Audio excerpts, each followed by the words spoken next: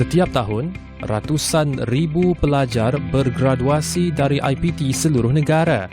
Sebagai persediaan memasuki alam pekerjaan, pelajar-pelajar ini perlu menjalani latihan industri bagi satu tempoh yang ditetapkan.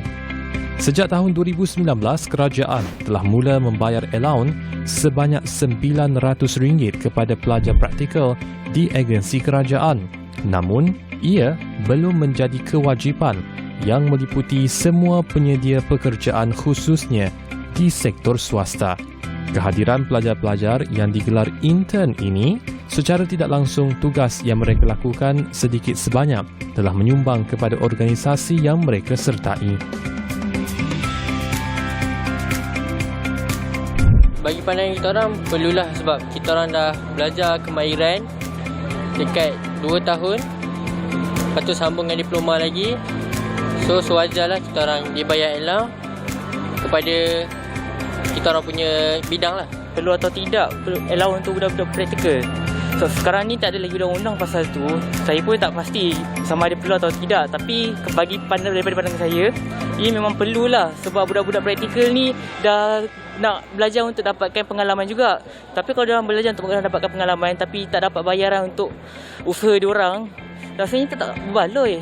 Based on my personal punya jawapan lah, dia memang patut lah sebab macam sebab kita intern, some of the company mungkin ada yang layan dengan baik, some company layan dengan teruk, and then ada pula yang tak nak bayar pula kan. So macam kira patutlah ada peraturan nak bayar, kena bayar intern ni. Each company perlu bayar students yang buat praktikal disebabkan internship ni dia base for the students supaya dia realise apa dia reality dalam luar college. So bila dia kerja dia kena di-compensate lah. So sekarang government dia kata minimum wage RM1,500. So I think it is very good if the company tu dia stick to a rule to pay all internship students supaya dia senangkan the students punya life untuk open their mind, broaden their mind on how the reality works outside of the college lah.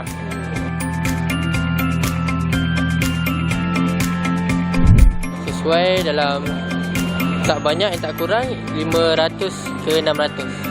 Allowance minimum bagi saya dalam mungkin 1,000 sekurang-kurangnya lah. Tak pun 800 lah paling cikai pun. Kalau bagi saya dulu pun dalam 500 ke 600 kan. Sekarang better saya rasa dalam 800 ke 900 macam tu. Student practical dia nak buat internship, I say maybe lowest 800, maybe the highest 1,500.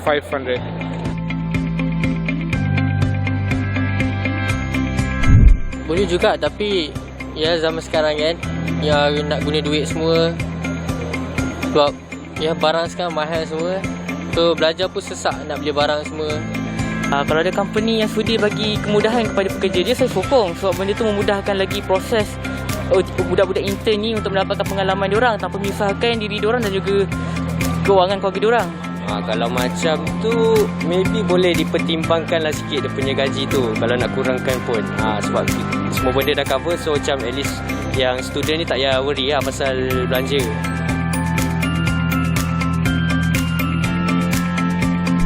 Still benda tu macam tak patut lah diamalkan lah. Sebab macam kita kerja and perlukan gaji lah. I mean tu macam basic common sense lah. Kita kerja dapat gaji. So patut bayar lah. Tak juga. Diorang pun walau diorang masih kanak-kanak juga. Jadi duit yang diorang gunakan tu pun diorang patut belajar untuk bertanggungjawab. Sebab diorang walaupun intern, diorang dah mula untuk menyentuh alam dewasa. Jadi diorang perlu pandai kawal kewangan diorang juga. Jadi saya rasa pihak pengurusan ataupun pihak majikan tak perlu risau kot pasal duit tu disalahgunakan. Say students tu dia tak ada banyak experience, so it is since the company already take that student, diorang kena latih students tu on to becoming a better person overall lah. So say if the person is inexperienced, maybe you start with a lower gaji dulu. After that dia keep progressing dia jadi dah baik dah, and then you can increase the gaji lah. So I think like every student should have be given a choice lah to try to upcome in this reality outside of the college life.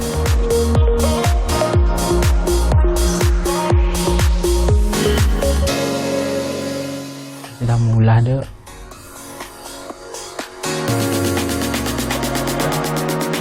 Baik, Assalamualaikum dan salam keluarga Malaysia. Malam ini dalam Darah Muda edisi 15 Ogos anda bersama saya Dia Muhammad Jais.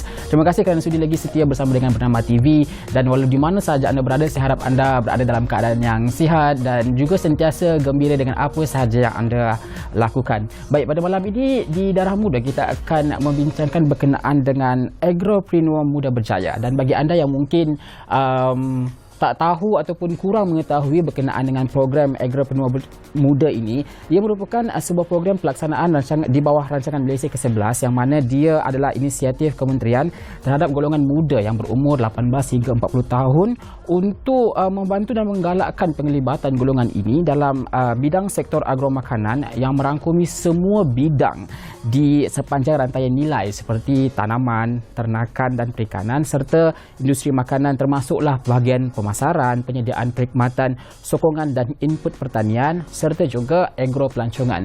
Dan seperti mana yang anda di luar sana mungkin tahu juga, tahun ini setelah tidak dapat dilaksanakan dalam edisi sebelumnya akibat pandemik 2020 ketika itu, Maha 2022 telah pun kembali dan telah juga menutup tirainya semalam, iaitu pada 14 Ogos. Dan dalam edisi Maha kali ini juga telah disediakan satu anugerah yang mana telah pun diberikan kepada pemenangnya, iaitu mungkin anda boleh saksikan di sini, anugerah Agropreneur Muda Terbaik. Jadi siapa lagi yang lebih layak untuk bercakap berkenaan dengan Agropreneur Muda ini jika kita tidak bawakan sendiri pemenangnya. Baik, pada malam ini di Darah Muda kami bawakan kepada anda Muhammad Anas Muhammad Asmawi yang merupakan penerima anugerah Agropreneur Muda Terbaik bersempena dengan Maha 2022, yang juga merupakan pengarah urusan penternakan sumber unggas Sendirian Berhad. Baik, jadi apa khabar Encik Muhammad Anas? Alhamdulillah sihat. Sihat walafiat. Sihat walafiat. Okey, baik, bercakap dengan berkenaan dengan anugerah ini, masa saya difahamkan bahawa anugerah ini dicalonkan oleh agensi yang menjaga. Betul. Jadi semasa dia beritahu bahawa Cik Anas ni akan dicalonkan tu, ketika itu macam mana? Adakah terkejut ke ataupun yakin boleh menang ketika itu? Waktu tu terima kasih Saudara Dia dan Bernama TV kerana jemput saya dalam program Darah Muda sesi malam ni. Jadi balik kepada anugerah ni, sebenarnya saya ucapkan terima kasih yang tak terhinggalah kepada JPV, Jabatan Perkhidmatan Veterina Negeri Perak, Ipoh, yang mencalonkan saya sebagai salah satu calon untuk bertanding dalam anugerah ni.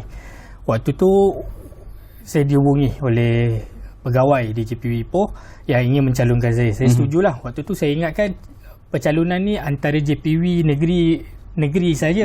Maksudnya dia Perak lawan dengan Selangor, lawan dengan Kedah, mungkin macam tu. Kemudian bila 2-3 hari dapat surat, rupanya anugerah ni adalah pertandingan antara semua usahawan-usahawan bawah semua agensi-agensi di bawah Kementerian MAFI lah, Kementerian Industri Asas Tani dan Makanan. Waktu tu alamak, syarikat saya baru 6 tahun.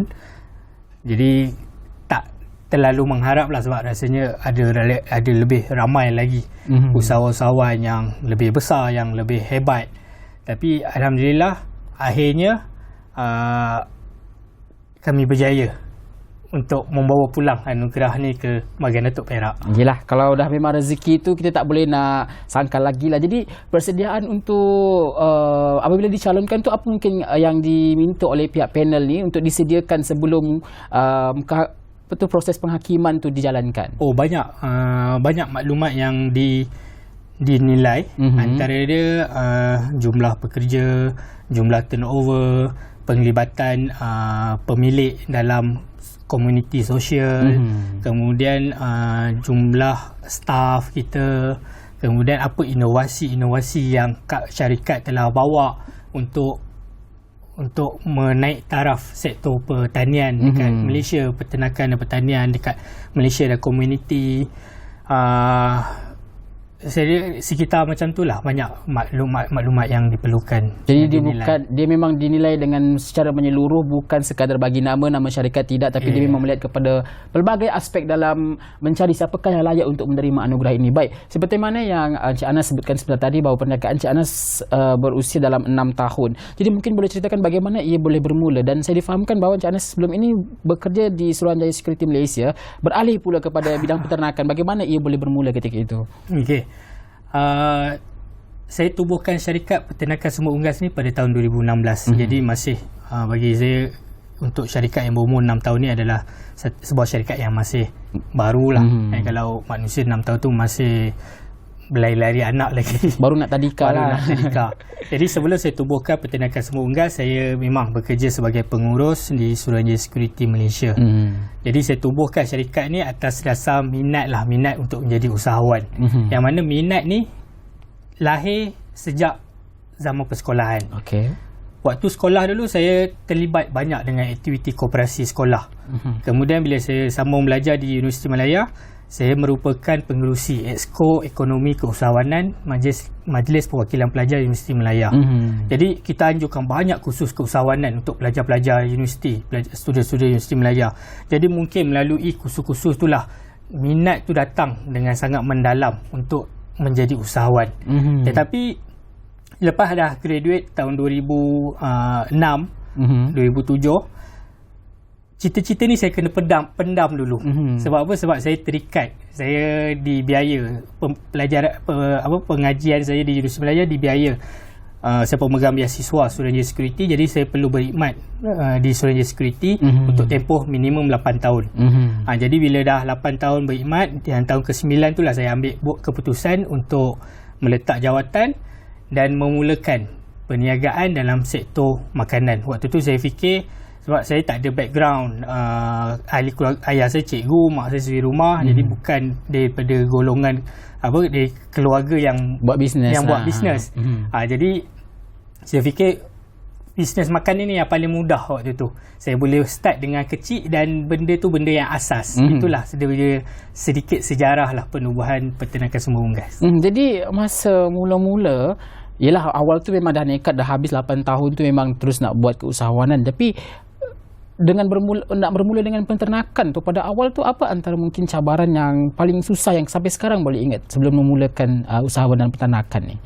Cabaran dia yang pertama ialah mindset. Itulah mindset saya dan orang keliling kita lah kan. Bila kita waktu tu dah selesa dengan makan gaji hujung bulan, ada gaji masuk hujung tahun, ada bonus, awal tahun ada kenaikan gaji semua. Tapi bila kita dah bekerja sendiri, maknanya benda tu, benefit tu semua hilang. Yang ini kita kena letak tepi, dan kita kena set mindset yang baru. Kita dapat apa yang kita usaha saja, dan apa yang kita usaha pun tak semestinya akan membuahkan hasil. Jadi waktu tu kita cuba buat yang terbaik. Dan cakap-cakap orang keliling kita yang mempertikaikan keputusan kita, waktu tu memang agak mencabarlah. Sampai ada satu ketika tu, seorang makcik saya datang bisik kat saya, kamu kena buang kerja ke? Pada itulah mentaliti bila kita waktu tu saya cakap berhenti kerja. Dan lepas jadi situasi macam tu, saya terus tukar. Saya tak berhenti kerja, tapi saya tukar kerjaya. Daripada pengurus, sekarang saya tukar kerjaya sebagai usahawan. Dan itu adalah satu tips yang cukup baik juga, kerana kita tahu apabila kita ingin memulakan sesuatu yang baru ni, akan ada pasti banyak, bukanlah tentangan, tetapi ada unsur-unsur luar yang melemahkan semangat kita. Tapi kita ubah dia menjadi sesuatu yang positif, tukar terma itu daripada berhenti kerja kepada mengubah kerjaya, dan kita akan melihat kepada perubahan yang lebih positif di masa hadapan. Jadi dalam masa 6 tahun tu, adakah masa mula-mula bermula dengan usahawan ternakan ini memang dah mendapat perbantuan daripada program Agropreneur Muda ni, ataupun bagaimana? Saya mula dengan ternakan ayam kampung. Jadi waktu tu kita buat skala kecil lah, belakang rumah. Kemudian kita dalam ternakan ayam kampung ni, dia ada isu yang utama dia ialah dedak. Waktu tu saya buat anak ayam kampung yang untuk kita hasilkan benih anak ayam. Jadi dedak yang ada kat pasaran ialah dedak ayam pedaging dan ayam penelur. Dedak ayam penelur ni dia punya kalsium, sebab ayam telur dia besar, jadi kalsium dia lebih, nutrisi dia lebih daripada yang diperlukan oleh ayam kampung ni tadi. Jadi tak sesuai untuk kita gunakan dedak ayam penelur atau ayam pembaka tadi kepada ayam kampung. Jadi waktu tu saya pergi kursus dekat Indonesia, saya pusat penelitian ternak di Bogor untuk belajar buat formulasi dedak. Dan lepas tu lah baru kita buat dedak sendiri, dan sekitar 2 tahun lepas tu barulah Jabatan Veterina hubungi kita untuk tawarkan geran Agripreneur Muda, yang mana lepas tu kita gunakan geran ni tadi untuk kita tambah kapasiti pengeluaran dedak tu tadi. Jadi memang mula-mula kita kena buat sendiri dulu. Kemudian bila dah nampak projek tu ada daya tahan, barulah kita boleh mohon geran ni tadi. Jadi pendapat Encik Anas sendiri apabila dah mendapat geran daripada program Agripreneur Muda ini, bagaimana Encik Anas rasa dia dapat membantu golongan-golongan muda di luar sana yang ketika ini masih struggle lagi untuk mengembangkan bisnes ataupun untuk meneruskan perniagaan mereka? Geran Agripreneur Muda ni dia berjumlah 20,000. Okay.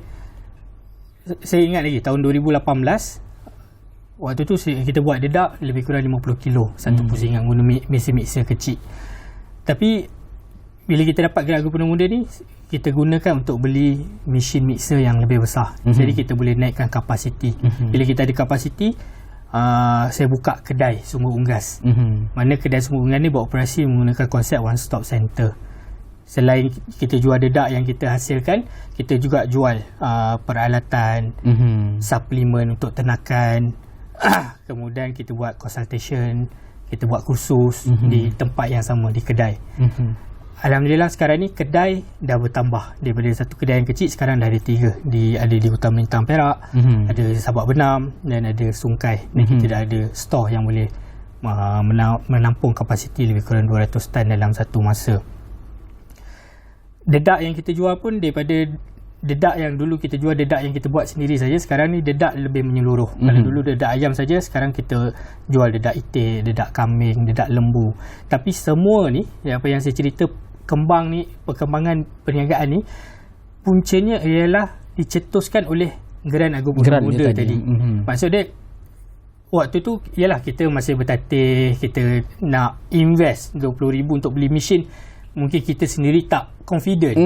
Tapi sebab ada geran ni, okay, why not? Sebab ini duit free, lebih kurang duit free, kita beli untuk mesin dan kita cuba. Dan sebab ada geran ni lah bisnes tadi boleh berkembang dengan maju dia lah. Jadi geran ini memang sesuatu yang memang cukup baiklah untuk usahawan. Betul. Dia geran ni walaupun nilai dia 20,000, tapi dia boleh menjadi pencetus. Maksudnya kalau macam pemetik api tu, api yang kecil tu lah dia akan lagi jadi besar. Api yang besar. Mungkin boleh jadi unggun api ke. Betul.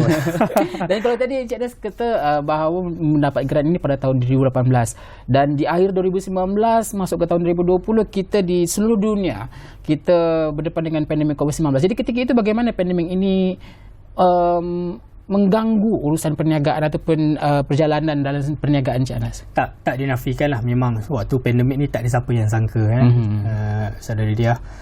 Sumber unggas walaupun kita dalam sektor makanan, pertanian, walaupun dalam essential service dibenarkan beroperasi, tapi operasi sangat-sangat terganggu waktu tu. Waktu tu kita masih belum ramai staff. Lebih kurang ada 7-8 orang. Saya terus panggil semua 8 orang ni untuk bincang apa yang kita nak buat. Jadi kita bermusyawarah, kita berbincang, dan waktu itulah kita kumpulkan, kita korek balik file-file, data-data pelanggan-pelanggan yang pernah datang ke kedai kita, kumpulkan nombor-nombor telefon ni, kita create group WhatsApp. Kita group WhatsApp, dan kedai dibenarkan berbuka sebab kita bawa essential service. Tapi customer tak boleh datang ke kedai.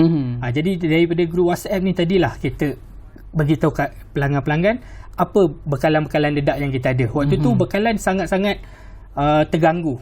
Walaupun kilang-kilang dedak memang dibenarkan beroperasi, tapi kebanyakan lori-lori tak nak jalan sebab faktor takut dengan COVID lah. Betul. Terlalu banyak roadblock lah. Sekatan tu. Betul. Jadi memang waktu tu bekalan memang sangat-sangat terganggu lah.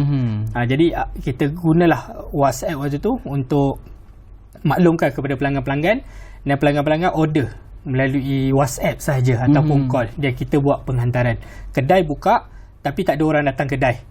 Jadi kita buat penghantaran terus ke rumah pelanggan. Lebih kreatif dalam melakukan perniagaan lah. Kemudian waktu tu juga syarikat rekrut 2 ke 3 orang staff sepenuh masa untuk kuatkan bahagian online marketing. Waktu itulah kita kuatkan kita punya Facebook, kita buat TikTok, kita buat YouTube, kita buat website, dan kita buka akaun dekat Shopee dan Lazada. Mana barang-barang yang boleh dipost, kita post. Yang mana boleh jual online, kita jual online. Dan walaupun sekarang dah tak ada pandemik, tapi media sosial ni tadi masih berjalan dengan baik lah, masih kita update. Jadi banyak sebenarnya dia ada apa tu, dah ada benefit lah daripada PKP tu, yang mana selepas PKP kita punya marketing ataupun kita punya media sosial ni tadi lebih kuat. Jadi kalau contohlah ada apa tu, penonton-penonton luar nak tahu lebih lanjut pasal Semua Unggas, mungkin boleh buka siapa ada YouTube, buka je Peternakan Semua Unggas, tag Peternakan Semua Unggas. Siapa akan ada dah keluar dah Facebook, semua buka Peternakan Semua Unggas. Atau kalau ada nak maklumat dalam website, type saja www.unggas.com.my, unggas.com.my. Jadi maklumat tu semua ada dekat dalam tu. Jadi maksudnya lepas sebelum tu kita berniaga secara macam konvensional lah. Standard buka kedai kan, orang datang kedai. Tapi lepas COVID, dia punya benefit dia kita kuat pula. Dekat offline pun kita kuat, dekat online pun kita kuat. Tambah baik banyak dekat situ. Saya difahamkan selain daripada anugerah ini, Encik Anas juga pernah memenangi beberapa anugerah yang lain lah. Bermaksud memang orang di luar sana nampaklah keupayaan perniagaan yang dibawakan oleh Encik Anas ini untuk maju lebih ke depan dan juga membawakan satu perubahan kepada industri kita di Malaysia ini. Jadi mungkin Encik Anas boleh kongsikan nasihat kepada mereka yang masih lagi mencari-cari cahaya untuk beralih arah ke tempat lain ni, ataupun mereka yang baru berjinak-jinak dalam bidang peternakan ini. Apa nasihat Encik Anas boleh sampaikan kepada mereka? Peternakan ni dia yang menarik dia sebab kita boleh buat skala yang kecil. Dan kalau kita nak membesar, dia boleh membesar kepada saiz yang sangat besar lah. Kecil tu kalau kita ada modal RM100 pun kita dah boleh buat projek ternakan dengan kos RM100. Kita boleh beli ayam 10 ekor, 20 ekor contoh dia. Kalau kita ada modal yang lebih besar, kita boleh buat dengan modal yang lebih besar. Dan kalau kita boleh tengok syarikat-syarikat peternakan yang besar yang ada dekat Bursa Malaysia, contoh Leong Hub, Farm Fresh, market cap dia 2 bilion, 3 bilion. Itu nak tunjuk dia punya apa tu, dia punya saiz perniagaan yang berasas pertanian boleh berkembang dengan sangat besar. Itu kita tengok contoh dekat Malaysia. Kalau kita tengok dekat dunia, contoh Cargill, dia baru release dia punya annual report 2021. Penyataan kewangan dia setakat Mei 2022, dia mencatat jumlah jualan sebanyak 200, saya ingat dulu kan 250 bilion USD. So itu hampir sama, lebih kurang separuh daripada GDP Malaysia. Jadi kita boleh tengok dia punya range menarik dalam industri pertanian ni. Dia punya range tu kita boleh buat dalam skala yang sangat kecil, dan kita boleh pergi kepada skala yang sangat-sangat besar. Jadi peluang tu sentiasa cerah. Peluang tu sentiasa ada. Baik, dan sebelum kita mengakhiri edisi kita pada malam ini, mungkin juga Encik Anas boleh kongsikan siapakah sebenarnya yang tulang belakang Encik Anas yang sentiasa menyokong dalam usaha Encik Anas untuk mengembangkan perniagaan ini? Of course, mak ayah tu kita tak boleh nafikan lah. Mana-mana peniaga pun doa, berkat, restu ibu ayah tu lah yang paling utama. Tapi selain ibu ayah, orang yang paling menyokong saya ialah isteri saya lah. Macam mana daripada kita dah selesa duduk kat KL dulu, tiba-tiba kita balik ke kampung, tukar kita punya rutin. Kita yalah, dulu boleh berjalan, sekarang kita dah lebih strict dengan komitmen komitmen perniagaan yang kita ada tu.